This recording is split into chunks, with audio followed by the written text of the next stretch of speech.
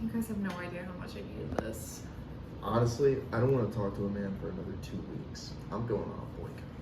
Me too. I deleted Tinder like a month ago. I'm never looking back. My last date was so bad. I can't remember the last time I met somebody honest on a dating app.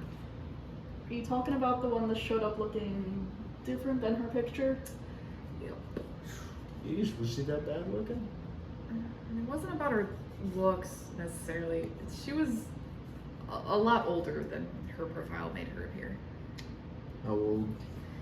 Probably pushing 30. Didn't she say she was living with her mom too? I don't want to talk about that part. The point is, I looked back at her profile after I called Ryan to pick me up, and she definitely used some kind of AI to make her pictures look younger.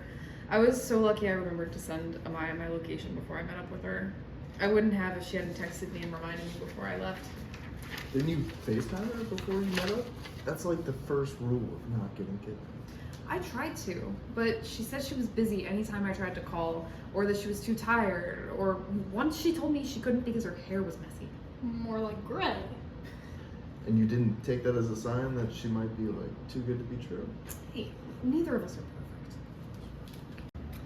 How can you make sure you stay safe and the other person is who they say they are when meeting someone you meet online IRL? Try to verify the other person's identity by calling or FaceTiming them and exchanging social media accounts before meeting them in person. If they refuse to talk on the phone, say they don't have social media, or their social media account looks like it was recently created, that should be a red flag. When you do meet someone from online IRL for the first time, you should meet in a public place that you're familiar with and make sure you tell a friend where you are going and have a code word in case you need that friend to help you get out of a bad situation. Okay, so you're gonna love this one. Remember that time I tried online dating again? That's always a good sign. You know, I was almost tempted to make you a dating profile myself, but I didn't want to witness your emotional breakdown in real time. You need a bucket of popcorn for this. So spill. What happened? Well, I matched with this guy on Grindr. At first, it seemed cool, normal chats, you know, but then things started getting weird. He really wanted to know about my friends, like interrogating me about them, asking what they thought of them and if they approved of us. Oh my god, it was one of those classic I need validation from your friends types. What's next? Asking you for a blood sample? Basically, but it got worse. Like, he texted me all the time, demanding I respond immediately, even if I was busy. Then he started questioning everything I did. One day, I didn't reply to the text right away, and he asked, "Why didn't you answer me? Are you with someone else?" Red flag much? That's really toxic. Exactly. But here's the craziest part. He starts criticizing my friends, saying they weren't good enough for me, that they were holding me back, and I'm like, dude, we literally just met. Oh my god, he was trying to separate you from your friends? It's a classic manipulator move. Did he try to convince you to like delete your Snap and Instagram too? It wasn't that bad, but close. He even started tracking my location. Like, I'd be walking around town and he'd text me, "Oh, I see you're at the coffee shop." Like, I didn't even tell him where I was. That's actually scary, Drew. That's cyber stalking. You should have blocked him right away. I know, but I kept thinking maybe it's just a phase. Maybe he's insecure, and then bam, I realized how unhealthy it was. So I blocked him and I haven't heard from him since. Well, I'm glad you finally got rid of him. Honestly, I was ready to text him like, hey, maybe try an actual hobby, like collecting stamps or something. For real, I'd have blocked him right away. You know, I'm just glad you guys are here to listen. I was really freaked out. It's no more crazy stalkers and better dating choices. The recent advances in technology have led to an increase in cybersexual and technology-facilitated sexual and dating violence, such as cyberstalking. Cyberstalking is when someone uses the internet and other technologies to harass or stalk another person. This can include messaging you constantly and getting angry when you don't respond, monitoring social media pages and posts, and tracking your location. If you feel as though you're being cyberstalked, block the other individual's phone number and social media accounts immediately. You should make your social media accounts private, so only your friends and followers can view your account. If the cyberstalking continues, report that individual to your local police department. Sometimes it feels like you can do everything right and still end up in a bad situation. Have I ever told you about Michael? He's the reason I deleted Tinder. Michael with the shirtless profile picture? Girl, I told you he was nothing but trouble. Didn't you and Michael talk for a minute? I thought you really liked him, but you never told me what happened. Michael and I matched on Tinder. We snapped for like 2 weeks before we met up in person. I thought I did everything I was supposed to do. We FaceTimed and talked on the phone multiple times. Plus, I even checked out all of his social media accounts to make sure he was really single and not some psychopath. He said all the right things. I should have known it was too good to be true. What happened?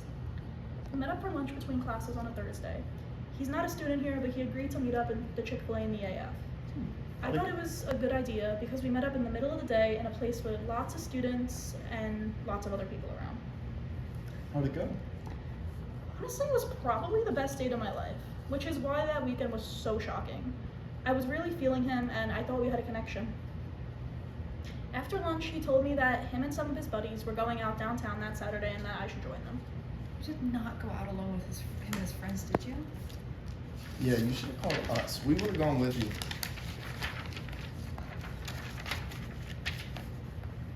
Y'all, everything was going so well, I didn't think I had anything to worry about.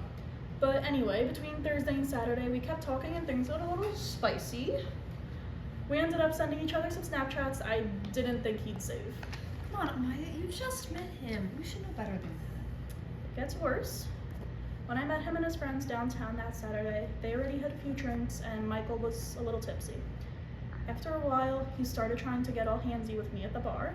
I pushed him away at first, but then he looked at me dead in the eyes and told me if I pushed him away again, he'd share those pictures with his friends and post them online. I just stood there frozen while he felt me up. I didn't know what to do. I'd never been so scared in my life. It's terrible.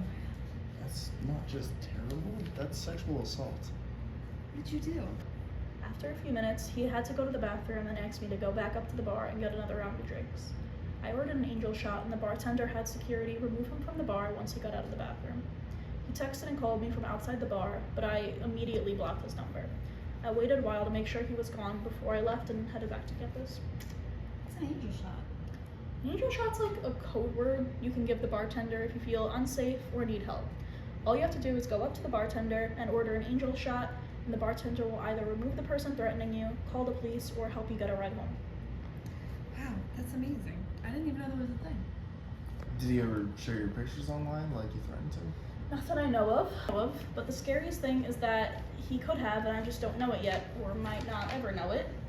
Whenever I'm online, I just have this fear in the back of my mind, even though it's been a while, that he could post my pictures at any time, or I could just find that he posted them somewhere online.